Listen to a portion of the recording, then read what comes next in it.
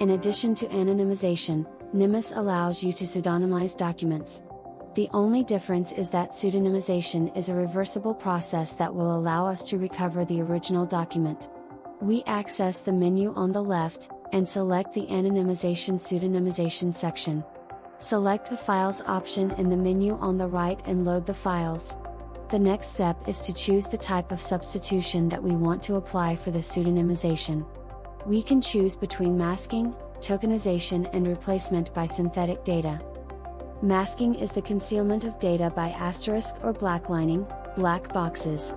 Tokenization is the replacement of data by tokens made up of a prefix indicating the info type, per, loc, web, dat, and the numerator, to differentiate them. And the substitution by synthetic data replaces the data by other synthetic data of the same nature.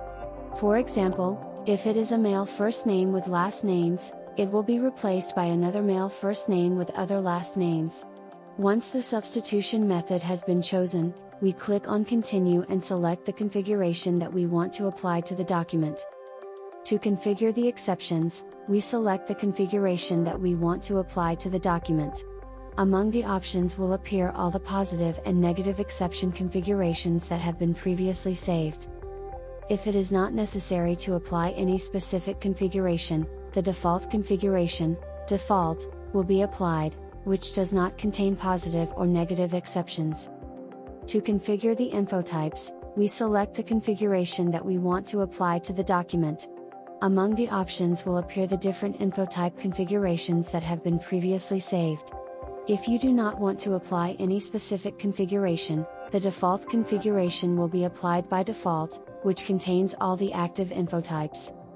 We click on Continue and a screen appears with a summary of the procedure to be carried out. We review it and click again to continue. On this screen, Nymiz asks us to enter a password to be able to reverse the pseudonymization. Remember that without the password, it is impossible to return to the original document. We put the password and we give it to start the process. An animation will appear indicating that the process is in progress.